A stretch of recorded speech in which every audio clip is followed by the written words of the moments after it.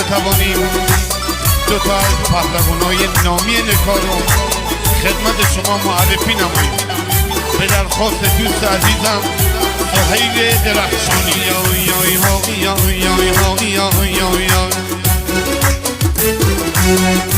قشنگ نکام وطن ها دادا دادا، قشنگ نکام وطن ها دادا دادا، هیچ جا نبونه می وطن ها دادا.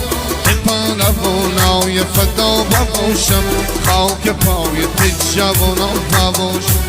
پهلوانای فدا باشم خاک پای تی جوانا